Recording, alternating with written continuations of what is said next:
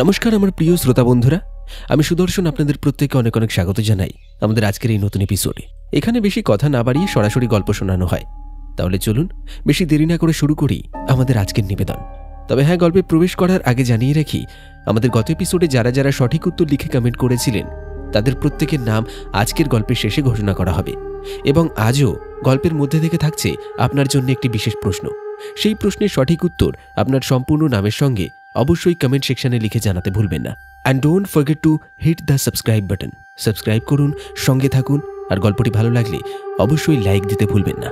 শুরু হচ্ছে লেখক রমানন্দ কর্মকার বিরচিত গ্রাম বাংলার ভূতের গল্প শেওড়া ফুলের সেই অমাবস্যার রাত।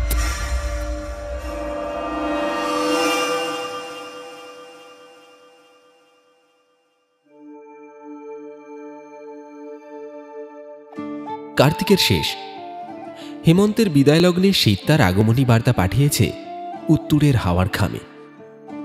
1980 সালের শেওড়াফুলি গ্রাম তখন আজকের মতো কোলাহল মুখর নয়।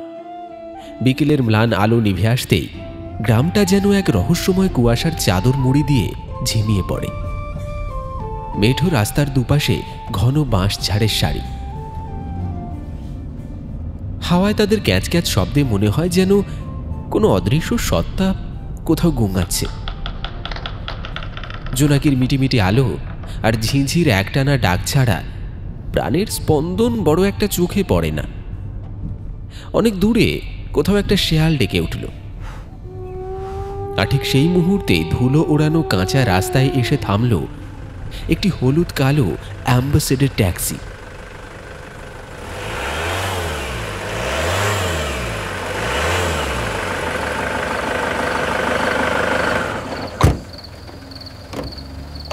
কলকাতার ব্যস্ততা পেছনে ফেলে ট্যাক্সি থেকে যখন অয়ন নামল, তখন সন্ধ্যা তার গাঢ় ছায়া বিস্তার করেছে।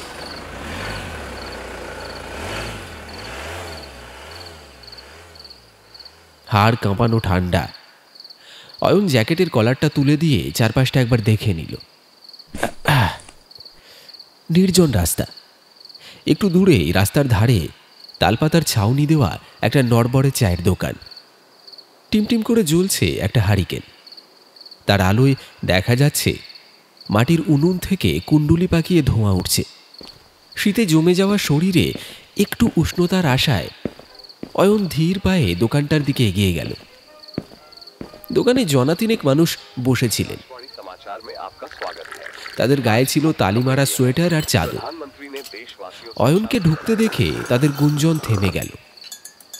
অপরিচিত শহুরে যুবককে দেখে কৌতূহলী দৃষ্টিতে তারা তাকিয়ে রইল।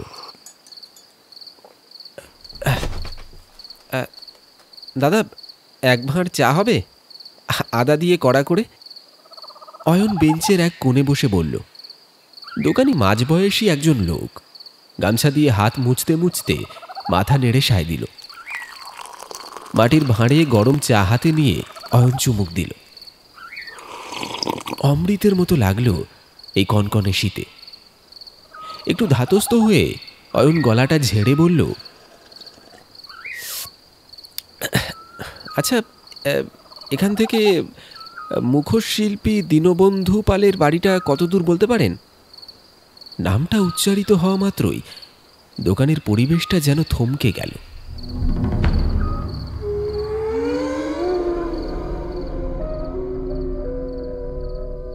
চায়ের ভাঁড়ে চুমুক দিতে যাওয়া এক বৃদ্ধের হাতটা কেঁপে উঠল। দোকানের মালিক উনুনে কয়লা দিতে গিয়েও থেমে গেল। আর মুহূর্তের মধ্যে একটা অস্বস্তিকর নীরবতা গ্রাস করল ছোট দোকানটিকে।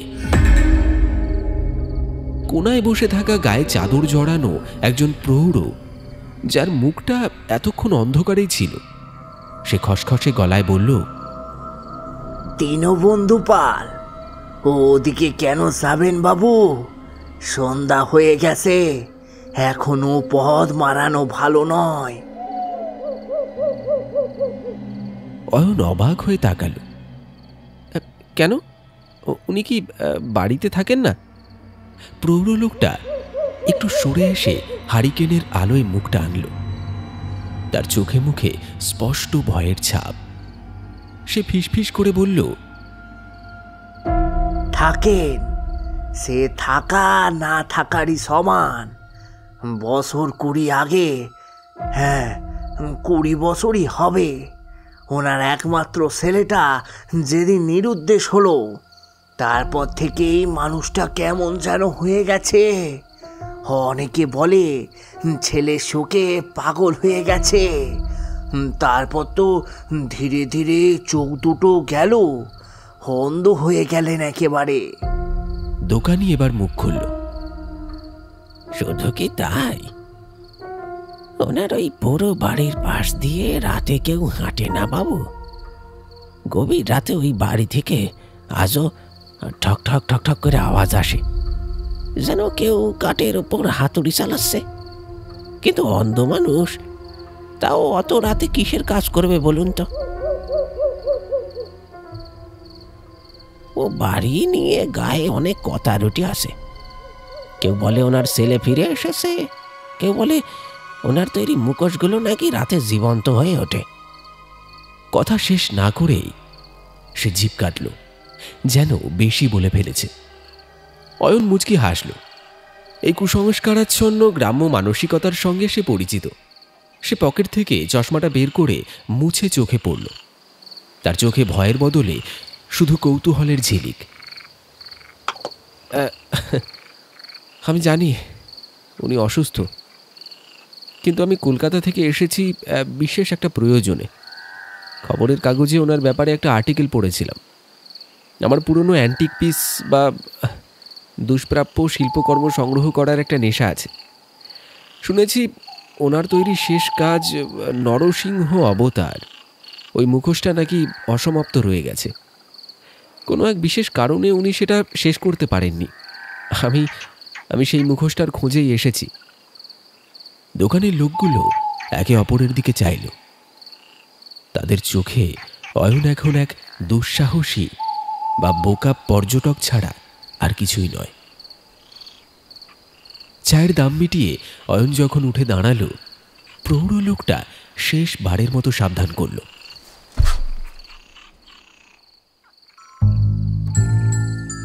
বাবু, রাত বাড়ছে, অমাবস্যা নেই ঠিকই, কিন্তু এই গ্রামের অন্ধকার বড় গোলমেলে। সাবধানে যাবেন।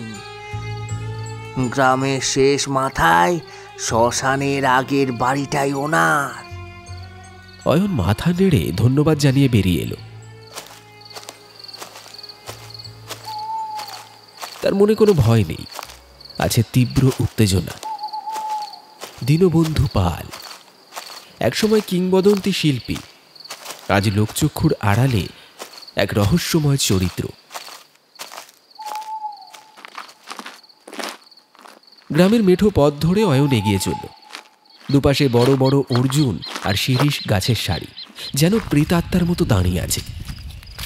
কুয়াশা ক্রমশ ঘন হচ্ছে। নিজের পায়ের শব্দের সাথে ঝরা পাতার মজমজ শব্দ ছাড়া আর কিছুই শোনা যাচ্ছে না। মাঝে মাঝে বাতাসের ঝাপটায় বাঁশঝাড়ের সেই করুণ আর্তনাদ বুকের ভেতরটা কাঁপিয়ে দিয়ে যায়। অমাবস্যার রাত, চারিদিকে ঘুটঘুটে অন্ধকার। মিনিট 15 হাঁটার পর গ্রামের শেষ প্রান্তে এসে পৌঁছল অয়ন। লোকালয় এখানেই শেষ। সামনে এক বিশাল পতিত জমি, আর তারপরেই সেই অভিশপ্ত পোড়ো দালান। চাঁদের ম্লান আলোয় বাড়িটাকে দেখে অয়নের বুকের ভেতরটা ধক করে উঠল। বিশাল ইটের তৈরি পুরনো আমলের বাড়ি, কিন্তু এখন তার কঙ্কালসার দশা। দেওয়ালের পলেস্তরা খসে পড়েছে বহু বছর আগে। বেরিয়ে থাকা নোনা ধরা ইটগুলোকে মনে হচ্ছে কোনো মৃত দৈত্যের পাঁজরের হাড়। ছাদের কার্নিশে বট অশ্বত্থের চারা গজিয়েছে। জানলাগুলো ভাঙা, বাতাসের ঝাপটায় সেগুলো ধূপধাপ শব্দ করছে। একটা অদ্ভুত বিষণ্ণতা আর মৃত্যুর শীতলতা জড়িয়ে আছে যেন এই বাড়িটাকে। অয়ন টর্চটা জেলে সাবধানে আগাছা মারিয়ে মূল দরজার সামনে গিয়ে দাঁড়ালো।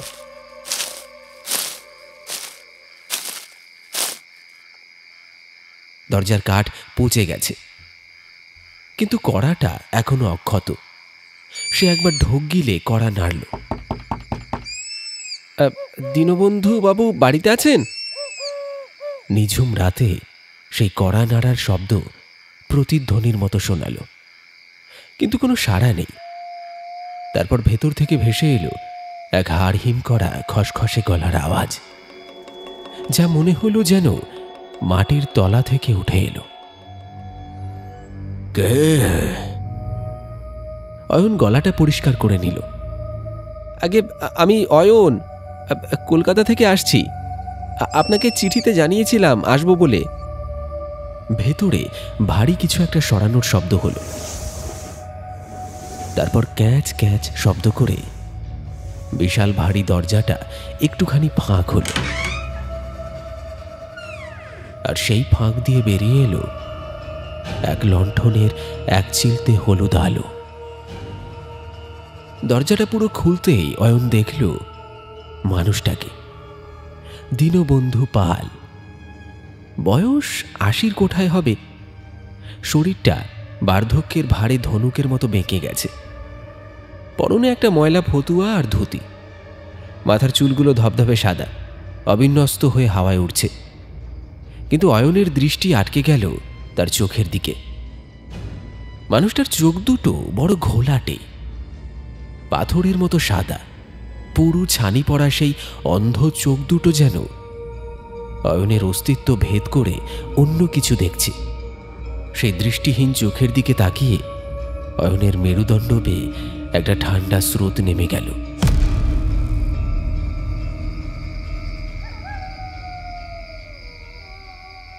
দীনবন্ধু হাতের লণ্ঠনটা একটু উঁচুতে তুলে ধরলেন। তার জরাজীর্ণ মুখের চামড়ায় আলোর ছায়া পড়ে একটা অদ্ভুত নকশা তৈরি করল। তিনি সরে দাঁড়ালেন। তারপর শুকনো আবেগহীন গলায় তিনি বললেন,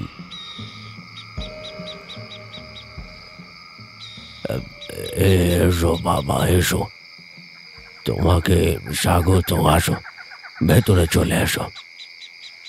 অয়ন সেই অন্ধকার গহ্বর তুল্য বাড়ির ভেতরে পা রাখল। বাইরের হাড় কাঁপানো শীতের চেয়েও এক অন্য রকম শীতলতা যেন অপেক্ষা করছিল সেই বাড়ির ভেতরে। দোতলার সিঁড়ি বেয়ে ওপরে ওঠার সময় কাঠের সিঁড়িগুলো অয়নের পায়ের ভারে ক্যাচ ক্যাচ করে উঠল, যেন কোনো অবাঞ্ছিত অতিথির আগমনে বাড়িটা তার অনিচ্ছা প্রকাশ করছে। দীনবন্ধু পাল তাকে যে ঘরটি দেখিয়ে দিলেন সেটি দোতলার একেবারে দক্ষিণ কোণে। লণ্ঠনের আলোয় অয়ন দেখল ঘরটা বেশ বড় সড়ো। আসবাব বলতে একটা বিশাল কড়ি কাঠের পালঙ্ক, একপাশে একটা শ্বেত পাথরের পুরনো টেবিল আর একটা আয়না। ধুলোবালি বিশেষ নেই, ঘরটা বেশ পরিষ্কারই বলা চলে। কিন্তু ঘরে ঢোকার সঙ্গে সঙ্গেই অয়নের নাকে একটা অদ্ভুত গন্ধ এসে লাগলো। গন্ধটা ঠিক ভ্যাপসা নয়, আবার পুরনো বাড়ির স্যাঁতস্যাঁতে গন্ধও নয়।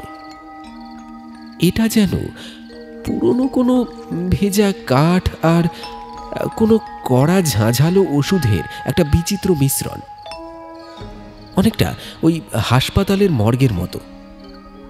একটা শীতল রাসায়নিক গন্ধ বাতাসের স্তরে স্তরে জমে আছে।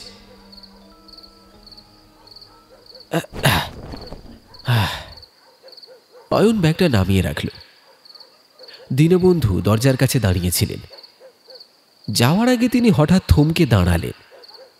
লণ্ঠনটা তখনও তার হাতে ধরা। তার ছায়াটা দেয়ালের উপর এক বিশাল দানবীয় আকার ধারণ করল। তিনি ধীরে ধীরে ঘাড় ফেরালেন অয়নের দিকে। অন্ধ চোখের মণি দুটো তখন স্থির। তিনি দরজার চৌকাঠে একটা শীর্ণ হাত রাখলেন। তারপর গলাটা নামিয়ে ফিস ফিস করে বললেন, একটা কথা মনে রেখো বাবা, এই বাড়ির সব জায়গা তোমার জন্য খোলা, শুধু শুধু নিচের তলা আর ওই পশ্চিমের ঘরটা ছাড়া। অয়ন কৌতূহলী হয়ে তাকাল। কেন? দীনবন্ধুর চোয়ালটা একবার শক্ত হয়ে আবার শিথিল হলো। তিনি বললেন, ওটা আমার কারখানাগার, আমার সাধনার জায়গা। ওখানে আমার অনেক প্রয়োজনীয় জিনিসপত্র রাখা আছে। একটু এদিক থেকে ওদিক হলেই সর্বনাশ হয়ে যাবে। আর তাছাড়া আমার খোকা থাকে ওই ঘরে। ওর নির্জনে থাকা অভ্যেস। কেউ বিরক্ত করলে বড় অশান্তি হয়। কথাটা শুনে অয়ন চমকে উঠিল। চট করে তার মনে পড়ে গেল সেই চায়ের দোকানের কথাগুলো। গ্রামের লোক তো বলেছিল দীনবন্ধুর ছেলে পলাশ 20 বছর আগেই নিরুদ্দেশ হয়েছে। কেউ কেউ বলেছিল সে আর বেঁচে নেই। তবে কি বৃদ্ধ সেটা মেনে নিতে পারেনি? পুত্র শোকে কি তাকে এতটাই উন্মাদ করে দিয়েছে যে তিনি বিশ্বাস করেন তার ছেলে এখনো ওই ঘরেই আছে? নাকি এটা কোনো মতিভ্রম? দীনবন্ধু পাল আর কোনো কথা না বাড়িয়ে ঠক ঠক শব্দ তুলে সিঁড়ি দিয়ে নিচে নেমে গেলেন। অয়ন সেই অন্ধকারে মিলিয়ে যাওয়া শব্দটার দিকে একভাবে তাকিয়ে রইল কিছুক্ষণ।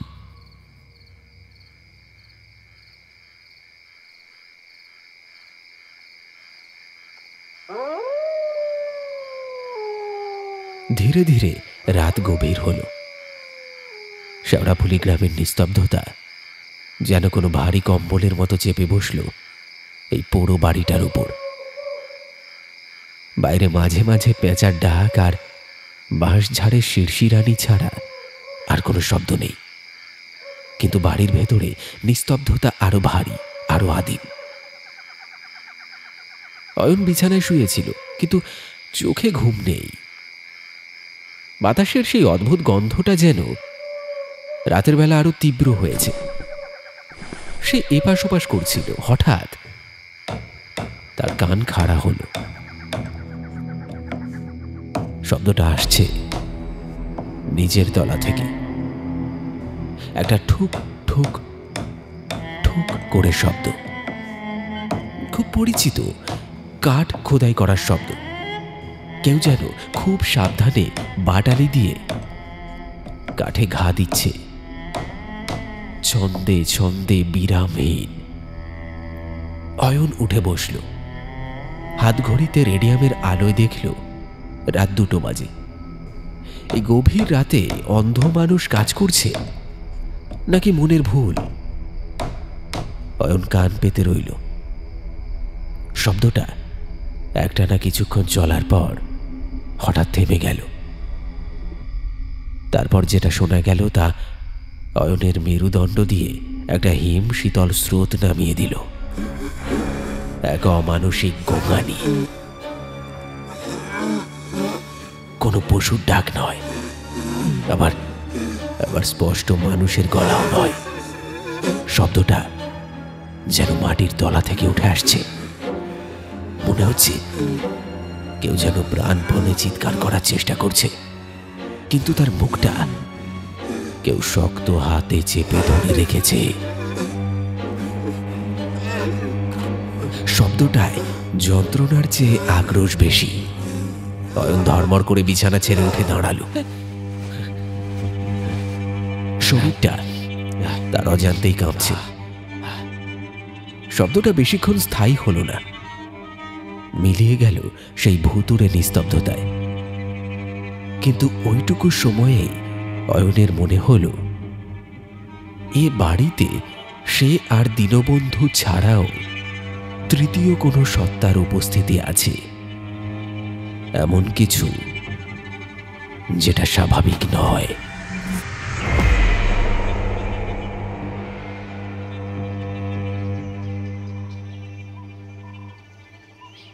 বাকি রাতটা অয়ন আর চোখের পাতা এক করতে পারল না। পরদিন সকাল হলো। শীতের সকালে মিঠে রোদ এসে পড়েছে বাড়ির উঠোনে। রাতের সেই ভয়াবহতা এখন যেন অনেকটাই ম্লান। অয়ন নিচে নেমে দেখল দীনবন্ধু পাল উঠোনের এক কোণে একটা বেতের মোড়ায় বসে রোদ পোহাচ্ছেন। তার সামনে একটা কাঁসার বড় বাটি। অয়ন কাছে গিয়ে দেখল বাটির ভেতরের দৃশ্যটা বড়ই বিষদৃশ্য। তাতে কাঁচা মাংসের ছোট ছোট টুকরো আর দুধ মেশানো। মাংসগুলো কালচে লাল, যেন বাসি। অয়ন কাছে গিয়ে গলা খাঁকারি দিল।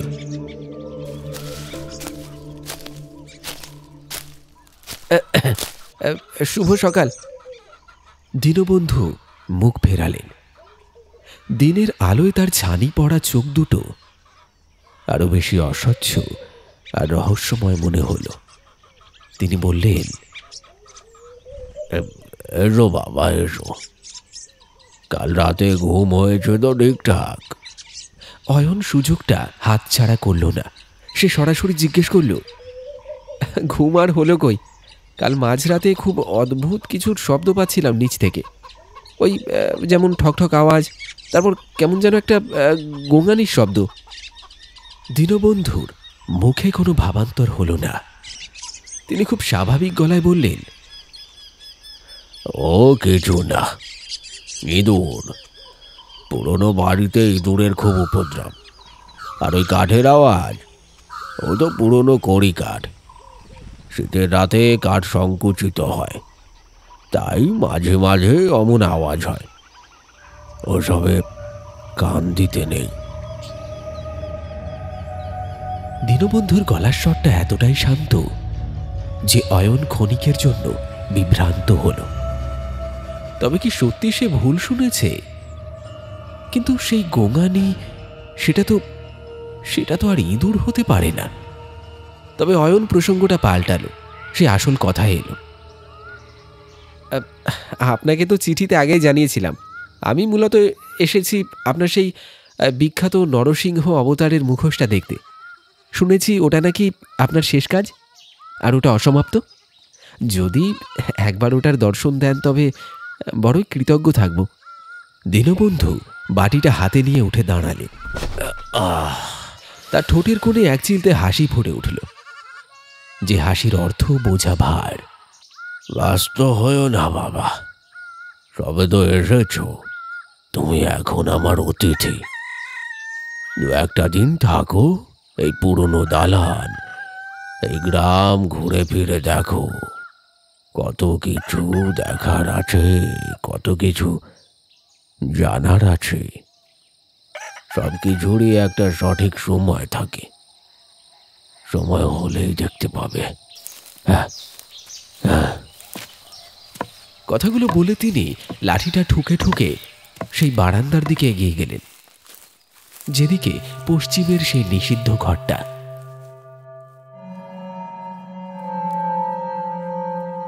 অয়ন দাঁড়িয়ে রইল। সে দেখল দীনবন্ধু সেই বন্ধ দরজার সামনে গিয়ে দাঁড়ালেন। তার কোমরে ঝোলানো চাবির গোছা থেকে একটা বড় চাবি বের করলেন। অয়ন স্পষ্ট দেখল তালাটা খোলার সময় বৃদ্ধের হাতটা থরথর করে কাঁপছে। সেটা বয়সের ভারে নাকি অন্য কোনো কারণে বোঝা গেল না। তালা খোলার কড়কড় শব্দ হল। দীনবন্ধু পাল ভারী দরজাটা একটু ফাঁক করে ভেতরে ঢুকলেন। আর ঠিক সেই মুহূর্তে বাতাসের ঝাপটায় ভেতর থেকে একটা তীব্র কটু গন্ধ ভেসে এলো অয়নের নাকে। ঔষধ বা কাঠের নয়, এটা পচা মাংস আর ভ্যাপসা অন্ধকারের গন্ধ। অয়নের নাড়ি ভুঁড়ি গুলিয়ে ওঠার উপক্রম হল। দীনবন্ধু ভেতরে ঢুকে দরজাটা ভেজিয়ে দিলেন, কিন্তু পুরোপুরি বন্ধ করলেন না। অয়ন দূর থেকে তাকিয়ে রইল সেই অন্ধকার দরজার ফাঁকটুকুতে, যেখান থেকে এইমাত্র এক নরক গুলজার গন্ধ বেরিয়ে এসেছে। আর তার মনে হলো ওই অন্ধকারের ভেতর থেকে এক জোড়া অদৃশ্য চোখ তার দিকেই তাকিয়ে আছে।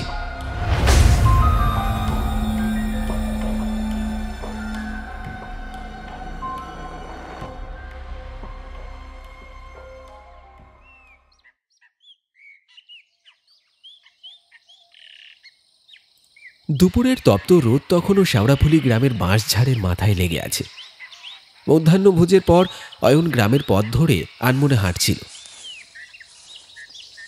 গ্রামের পরিবেশটা দিনের বেলাতেও কেমন যেন ঝিমিয়ে থাকে, কোথাও কোনো প্রাণের উচ্ছ্বাস নেই। পুরো দালানটা থেকে বেশ কিছুটা দূরে শ্মশানকালী মন্দিরের কাছেই অয়নের দেখা হলো লোকটার সাথে। জ্বর ধরা চুল, গায়ে কাদামাখা এক ফালি কাপড়, আর চোখে এক অদ্ভুত বন্য চাহনি। গ্রামের সবাই যাকে পাগলা নসু বলে চেনে। অয়নকে দেখেই লোকটা থমকে দাঁড়ালো, তারপর আচমকা খিকখিক করে হেসে উঠল। সে হাসিতে আনন্দর চেয়ে যেন ভয়ের রেশটাই বেশি। নসু হামাগুড়ি দেওয়ার ভঙ্গিতে কিছুটা এগিয়ে এসে ফিস ফিস করে বলল, তোকে দীনবন্ধুর বাড়ি থেকে বেরোতে দেখলাম। তুই ওই বাড়িতে আছিস? হ্যাঁ, ওই বাড়িতে আছিস? অয়ন কিছু বলার আগেই নসুর হাতটা খপ করে ধরল। লোকটার হাতটা বরফের মতো ঠান্ডা। সে চোখ বড় বড় করে বলল, পালা বাবু পালা, এখনো সময় আছে। দীনবন্ধু কাঠ দিয়ে পুতুল বানায় না রে, ও মানুষ দিয়ে কাঠ বানায়। মানুষ দিয়ে কাঠ। কথাটা শুনে অয়নের বুকের ভেতরটা ধক করে উঠল। মানুষ দিয়ে কাঠ বানায়? কথাটা বাতাসের সঙ্গে মিশে যাওয়ার আগেই নসু আবার সেই খিক খিক হাসি হাসতে হাসতে দৌড়ে পালালো ঝোপের আড়ালে। কিন্তু ওই কটা শব্দ অয়নের মস্তিষ্কে হাতুড়ির মতো পিটতে লাগলো। পাগল তো কত কি বলে, কিন্তু এই কথার মধ্যে কি কোনো সত্য লুকিয়ে আছে?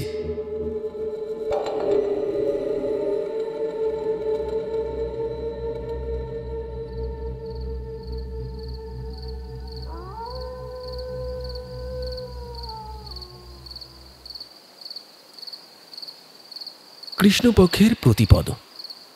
অমাবস্যা সবে গত হয়েছে, কিন্তু তার অন্ধকারের রেশ এখনো কাটেনি। আজকে রাতটা যেন অমাবস্যার চেয়েও বেশি গাঢ় আর বেশি রহস্যময়। আকাশ মেঘলা, তারার আলোটুকুও নেই।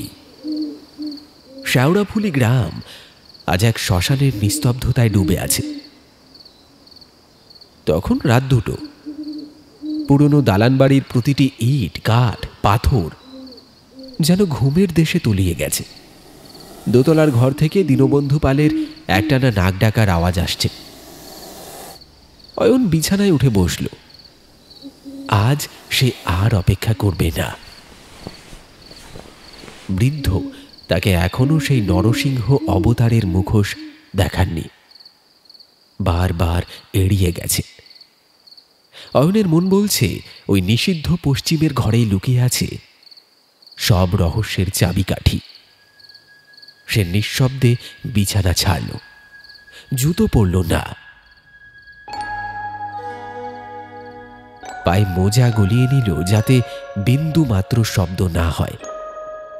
তারপর পা টিপে টিপে সিঁড়ির দিকে এগোল। সন্ধেবেলা একটা অদ্ভুত কাণ্ড ঘটিয়েছিল অয়ন। বারান্দায় বসে যখন দীনবন্ধুর সাথে চা খাচ্ছিল, তখন খুব কৌশলে এসে বৃদ্ধের কোমরের কাছ থেকে চাবির গোছা থেকে পশ্চিমের ঘরের চাবিটা খুলে নিয়েছিল। না, কাজটা সহজ ছিল না। অন্ধ মানুষ দৃষ্টি হারান ঠিকই, কিন্তু তাদের শ্রবণ আর ঘ্রাণ শক্তি হয় প্রবল। বাঘের মতো সজাগ থাকে তাদের ইন্দ্রিয়। চায়ের কাপ পিরিচে রাখা টুং শব্দের আড়ালে অয়ন চোখের পলকে চাবিটা সরিয়ে নিজের পকেটে পুড়েছিল। বৃদ্ধের ভুরুটা একবার কুঁচকে উঠেছিল বটে। তিনি নাক দিয়ে বাতাস টেনে কিছু একটা বোঝার চেষ্টা করেছিলেন, কিন্তু শেষমেশ কিছু বলেননি। সেই চাবিটা এখন অয়নের মুঠোয় ভিজে ঘামে চটচট করছে। সিঁড়ি দিয়ে নামার সময় অয়নের মনে হল অন্ধকারের বুক চিরে সে যেন এক নিষিদ্ধ পাতালপুরীতে প্রবেশ করছে। নিচের তলায় পৌঁছে সে টর্চ জ্বালল না। হারিকেনের ম্লান আলোয় ছায়া ছায়া মূর্তির মতো পশ্চিমের ঘরের সামনে এসে দাঁড়ালো। বিশাল তালা ঝুলছে দরজায়। অয়ন পকেট থেকে চাবিটা বের করল। হাতটা কাঁপছে। যদি শব্দ হয়, যদি দীনবন্ধু জেগে যান। সে খুব সাবধানে দম বন্ধ করে চাবিটা তালার ফুটোয় ঢোকালো। খুব সন্তর্পণে মোচড় দিতে একটা মৃদু ক্লিক করে শব্দ হলো। তালাটা খুলে এলো।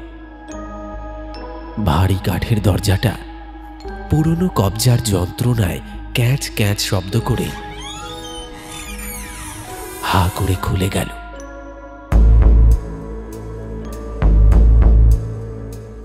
ভেতরে পা রাখতে অয়ন নাকে রুমাল চাপা দিল।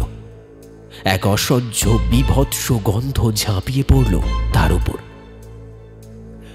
উগ্র ধুনোর পবিত্র গন্ধের সাথে মিশে আছে পচা মাংসের টক গন্ধ আর আর হাসপাতালের মর্গের সেই তীব্র ঝাঁঝালো রাসায়নিক ফর্মালিনের গন্ধ। এই অদ্ভুত মিশ্রণটা মাথার মধ্যে ঝিম ধরায়। অয়ন হাতের লণ্ঠনটা উঁচুতে তুলে ধরল। ঘরটা বিশাল, অনেকটা গুহার মতো।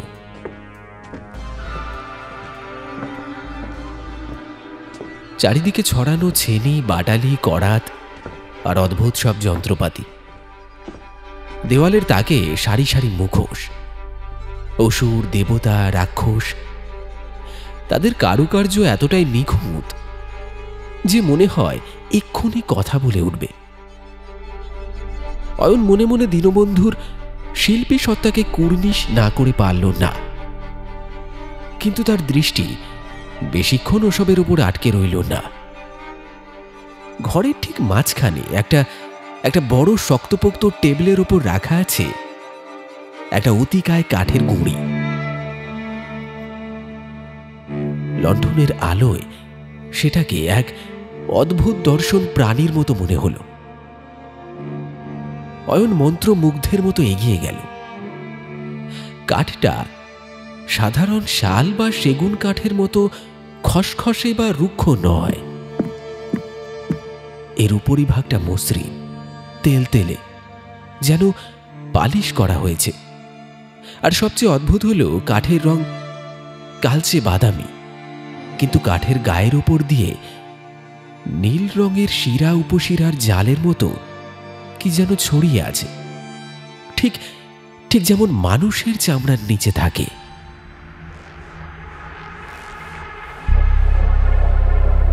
কৌতূহল দমানো গেল না।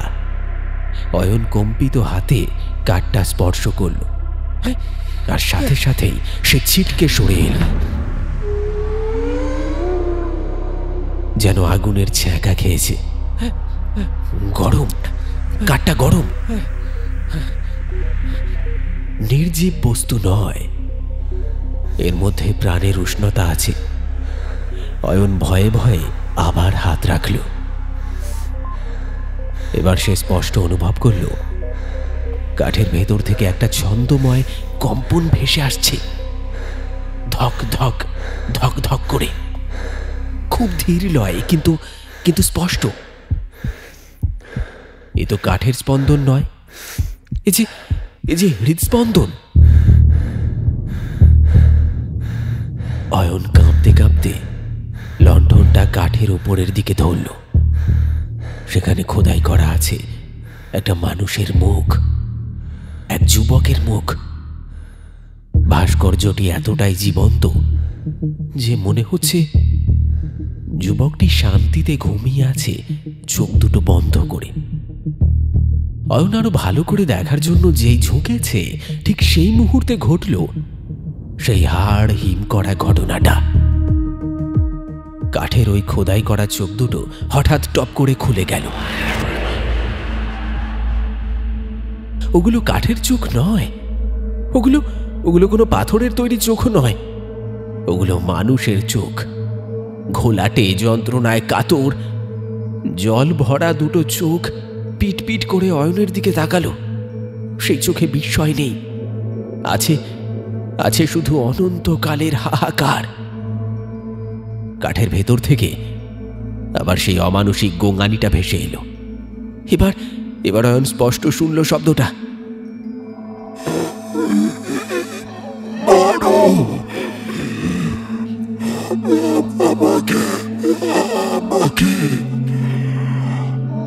অয়নের হাত থেকে লণ্ঠনটা প্রায় পড়েই যাচ্ছিল। সে আতঙ্কে চিৎকার করতে গিয়েও যেন পারল না। শুধু গলা দিয়ে একটা ফিসফিসে আওয়াজ বের হলো। সে পিছিয়ে যেতেই ধাক্কা খেল কারোর সাথে। কি দেখছো বাবা? আমার শিল্প। অয়ন চমকে পেছন ফিরল। দরজার অন্ধকারে দাঁড়িয়ে আছেন দীনবন্ধু পাল। তার হাতে ধরা একটা চকচকে ধারালো বাটালি। লণ্ঠনের নিচু আলোয় তার ছানি পড়া চোখ দুটো তখন জলজল করছে। এসব এসব কি কি এসব? এটা এটা কি জিনিস? এটা কি? অয়নের গলা দিয়ে স্বর বেরোচ্ছে না, কথাগুলো জড়িয়ে যাচ্ছে। দীনবন্ধু ধীর পায়ে এগিয়ে এলেন। তার মুখে কোনো রাগ নেই, আছে এক গভীর অতল স্পর্শী বিষাদ। তিনি এগিয়ে গিয়ে সেই জীবন্ত কাঠের গুঁড়িটার গায়ে নাকি নাকি মানুষটার গায়ে খুব মমতায় হাত বোলালেন।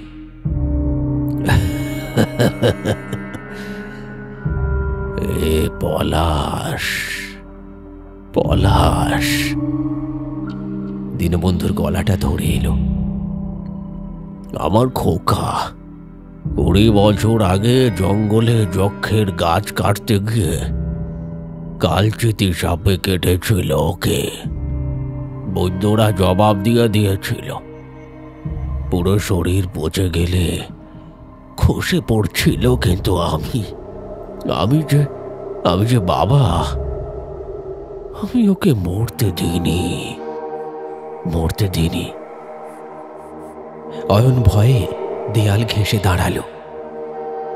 আপনি আপনি আপনি কি কি করেছেন? দীনবন্ধু যেখানে কাঠের বাকল আর মানুষের চামড়া মিলেমিশে একাকার হয়ে গেছে সেখানে হাত রাখলেন। তারপর বললেন, আমি তন্ত্রের শক্তি দ্বারা ওকে বাঁচিয়ে রেখেছি বাবা। প্রাচীন বৃক্ষায়ুর বেদ, ওর পচে যাওয়া চামড়া আর মাংস কেটে কেটে আমি সেখানে বনৌষধি গাছের ছাল বসিয়ে দিয়েছি। বছরের পর বছর ধরে তেল তেল করে ওর শরীরের হাড়, মাংস, রক্ত সব এখন এই কাঠের সঙ্গে মিশে এক হয়ে গেছে। ও মরেনি, ও আছে। আমার কাছে আছে। অয়ন শিউরে উঠল। তার পেটের ভেতরটা গুলিয়ে এলো। এ তো ভালোবাসা নয়, এ যে নরক যন্ত্রণা। পলাশ বেঁচে আছে এক কাঠের খোলসের ভেতর, পক্ষাঘাতগ্রস্ত অন্ধকারের জীব হয়ে। না সে নড়তে পারে, না কথা বলতে পারে, না পারে মরতে, শুধু অনুভব করতে পারে। অয়ন দেখল লণ্ঠনের আলোয় পলাশের সেই জল ভরা চোখ দিয়ে এক ফোঁটা জল গড়িয়ে কাঠের খাঁজে হারিয়ে গেল। সেই চোখের ভাষায় লেখা আছে যেন মুক্তি, এক তীব্র আকুতি। সে আর বাঁচতে চায় না। অয়নের ভয়টাই এবার রাগে পরিণত হলো। সে চিৎকার করে উঠল, আপনি এটা কি করেছেন? ওকে মেরে ফেলছেন না কেন? দেখছেন না ও কত কষ্ট পাচ্ছে? এটা বেঁচে থাকা নয়, এ যে মৃত্যুর চেয়ে ভয়ানক। দীনবন্ধুর হাত থেকে বাটালিটা ঝনঝন করে মাটিতে পড়ে গেল। যে মানুষটাকে এতক্ষণ পাথরের মতো শক্ত মনে হচ্ছিল, তিনি হঠাৎ করে ভেঙে পড়লেন। মেঝের ওপর হাঁটু গেড়ে বসে পড়ে তিনি ডুকরে কেঁদে উঠলেন।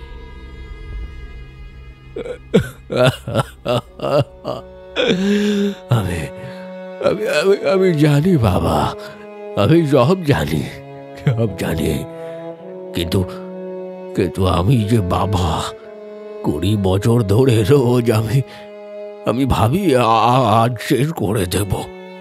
রোজ রোজ আমি বাটালি হাতে এখানে আসি, ভাবি ওর গলাটা কেটে ওর গলার শিরাটা ছিন্ন ভিন্ন করে দিই, কিন্তু আমার হাত যে চলে না। আমার যে সংসারে আর কেউ নেই, ওকে মারলে আমি যে বড় একা হয়ে যাব, বড় একা। দীনবন্ধু মুখ তুললেন।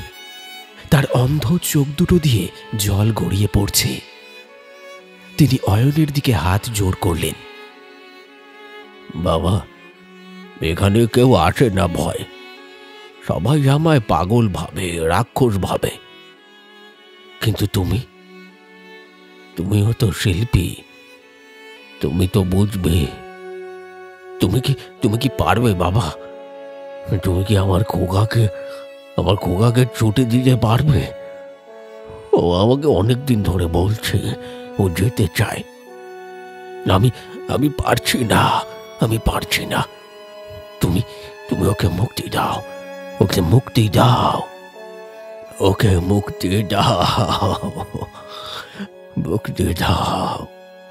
ঘরের বাতাসে তখন ধুনো আর পচা মাংসের গন্ধের সাথে মিশে গেছে এক পিতার অসহায় কান্না আর এক অর্ধমৃত মানুষের মুক্তির আকুতি। অয়ন স্তব্ধ হয়ে দাঁড়িয়ে রইল। তার পায়ের কাছে পড়ে আছে সেই ধারালো বাটালি। অয়ন থমকে গেল। সে গবেষক, কোনো পেশাদার খুনি নয়।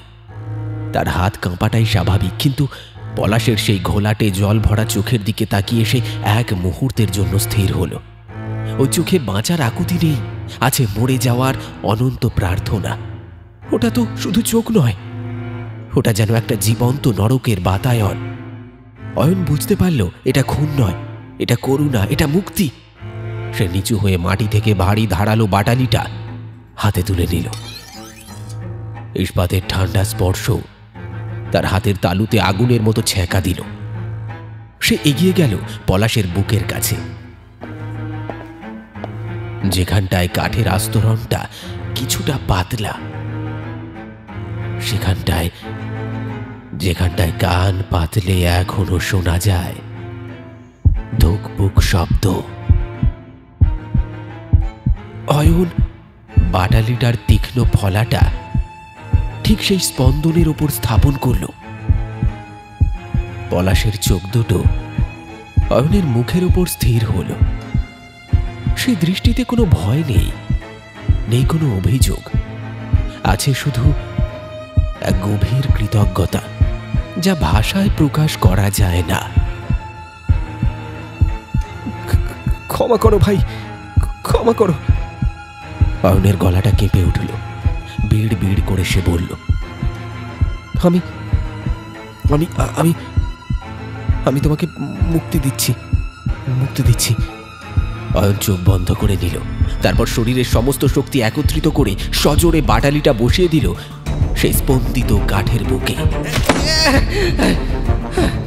কোনো চিৎকার হলো না, কোনো রক্তস্রোত বইল না, শুধু কাঠের ভেতর থেকে একটা দীর্ঘশ্বাস বেরিয়ে এলো,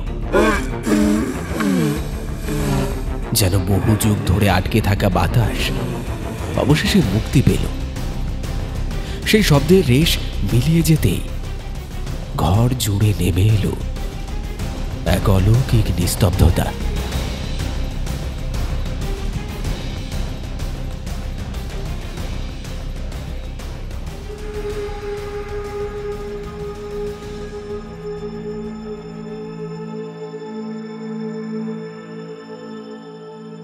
আশ্চর্যের বিষয় হলো, ঘর জুড়ে এতক্ষণ যে পচা মাংস আর রাসায়নিকের তীব্র দুর্গন্ধ ছিল তা যেন এক ফুৎকারে মিলিয়ে গেল। তার বদলে এক অদ্ভুত চন্দন কাঠের সুবাস বাতাসকে পবিত্র করে দিল। অয়ন দেখল পলাশের সেই ভয়ঙ্কর বিস্ফারিত চোখ দুটো ধীরে ধীরে বুজে আসছে। কাঠের গায়ে যে ধক ধক শব্দটা এতক্ষণ হাতুড়ির মতো বাজছিল তা চিরতরে থেমে গেল।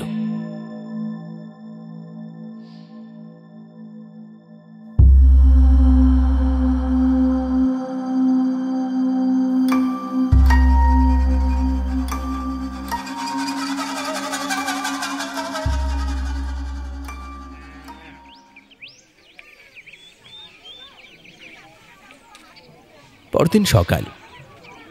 কুয়াশা ভেজা শেওড়াফুলি গ্রাম তখনও পুরোপুরি জাগেনি। চায়ের দোকানের সেই লোকগুলোর দেওয়া খবরে থানা থেকে পুলিশ জিপ নিয়ে হাজির হল। দীনবন্ধু পালের সেই পোড়ো দালানে, সঙ্গে কৌতূহলী গ্রামবাসীর ভিড়। পুলিশ যখন সেই নিষিদ্ধ পশ্চিমের ঘরের দরজা ঠেলে ভেতরে ঢুকল, তারা একটা অদ্ভুত অতি প্রাকৃত দৃশ্যের সাক্ষী হল। ঘরের মাঝখানে শুইয়ে রাখা সেই বিশাল কাঠের মূর্তিটি এখন কোনো বিভৎস দৃশ্য নয়। ওটার দিকে তাকালে মনে হয় যেন সত্যি একটা গাছের কাণ্ড কেটে তার উপর শিল্পীর হাতের নিখুঁত কোনো কাজ করা হয়েছে, যাতে গুড়িটাকে একটা মানুষের দেহের মতোই মনে হচ্ছে। আর সেই কাঠের মূর্তির পায়ের কাছে মেঝের ওপর লুটিয়ে পড়ে আছেন বৃদ্ধ দীনবন্ধু পাল। তার একটা হাত মূর্তির গায়ে ছোঁয়ানো। ডাক্তার এসে নাড়ি টিপে জানালেন ম্যাসিভ হার্ট অ্যাটাক। মৃত্যু হয়েছে বেশ কয়েক ঘন্টা আগে, কিন্তু আশ্চর্যের বিষয় হল বৃদ্ধের মুখে শেষ অবধি যেন লেগেছিল একটা শান্তির হাসি।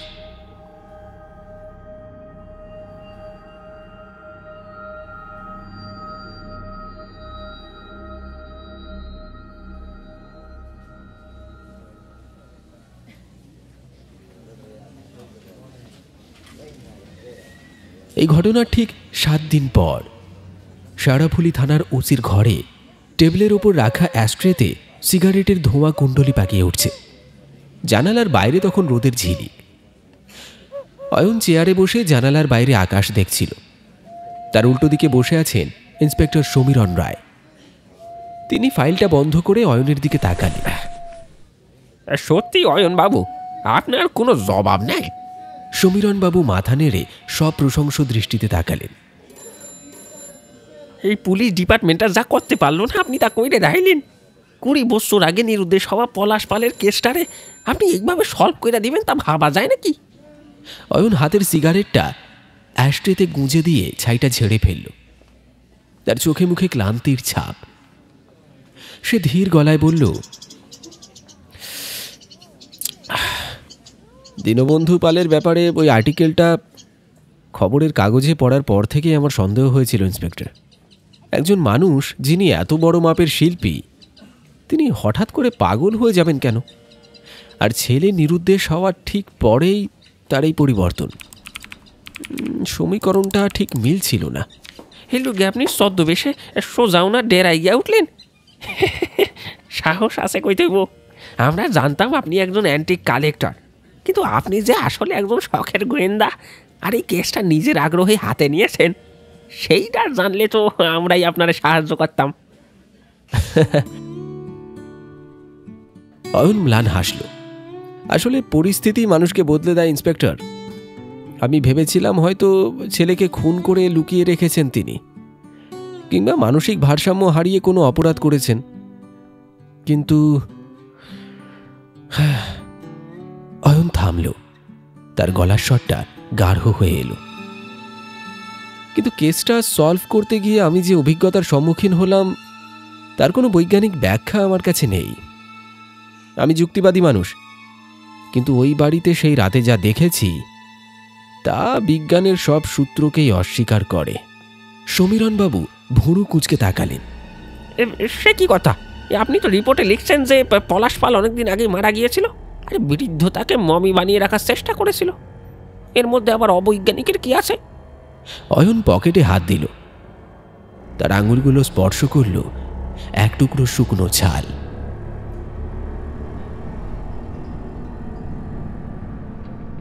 দীনবন্ধুর ঘর থেকে নিয়ে আসা সেই টুকরোটা।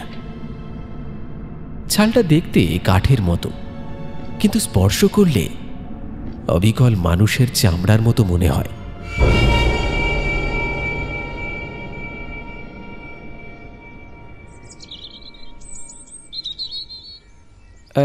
কিছু না, অয়ন কথাটা ঘুরিয়ে নিল। আসলে বাবা আর ছেলের এই অদ্ভুত ভালোবাসার ট্র্যাজেডিটা সাধারণ মানুষ বুঝবে না। তারা এটাকে বিকৃত বলবে, ভুতুড়ে বলবে। তাই আমি চেয়েছিলাম আসল সত্যটা গোপনই থাক, ওই রিপোর্টটাই অফিসিয়াল হয়ে থাকুক, অন্তত দীনবন্ধু বাবুর সম্মানটা বাঁচুক। আমি আসি ইন্সপেক্টর। অয়ন চেয়ার ছেড়ে উঠে দাঁড়ালো।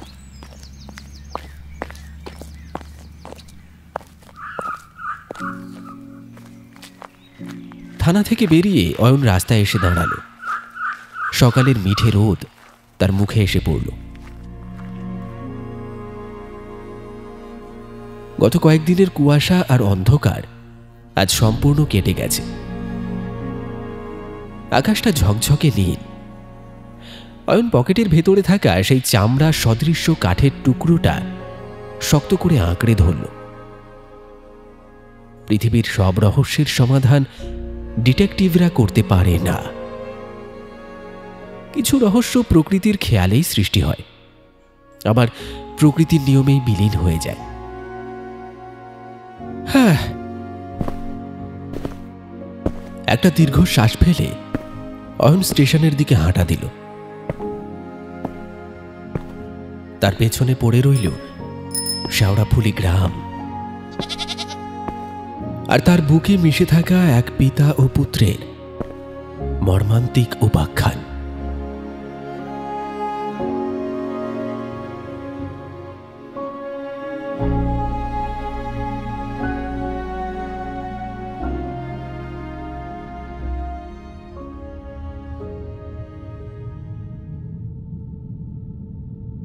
শুনলেন শেওড়াফুলির সেই অমাবস্যার রাত। আমাদের আজকের নিবেদনের এই গল্পটি আপনার কেমন লাগলো অবশ্যই কমেন্টে লিখে জানাতে ভুলবেন না। যেমনটা গল্পের শুরুতে বলেছিলাম, আজও গল্পের মধ্যে থেকে থাকছে আপনার জন্য একটি প্রশ্ন। যদি আপনি সম্পূর্ণ গল্পটি মনোযোগ সহকারে শুনে থাকেন তাহলে বলুন তো, আমাদের আজকের গল্পে দীনবন্ধু পাল অয়নকে তার বাড়ির কোন ঘরে ঘুমোতে দিয়েছিলেন? খুবই সহজ একটি প্রশ্ন। প্রশ্নের সঠিক উত্তর আপনার সম্পূর্ণ নামের সঙ্গে কমেন্ট বক্সে লিখে জানাতে ভুলবেন না। আপনাদের মধ্যে থেকেই যারা সঠিক প্রশ্নের উত্তর দেবেন তাদের নাম আগামী গল্পে ঘোষণা করা হবে।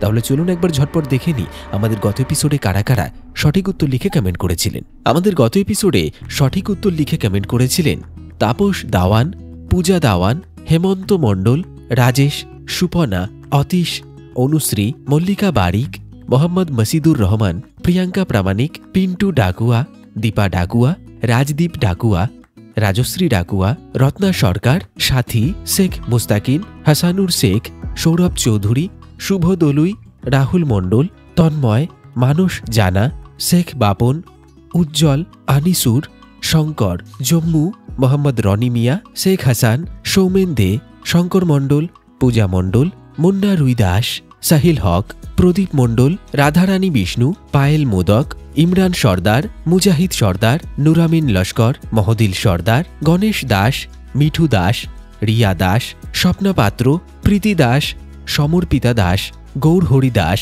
মৌসুমী মান্না, অনিক মান্না, বিকাশ মণ্ডল এবং পল্টু ঘোষ। আপনাদের প্রত্যেককে অনেক অনেক ধন্যবাদ জানাই আমাদের গল্পগুলি নিয়মিত শোনার জন্য এবং গল্পে থাকা প্রশ্নের সঠিক উত্তর কমেন্ট বক্সে লিখে জানানোর জন্য।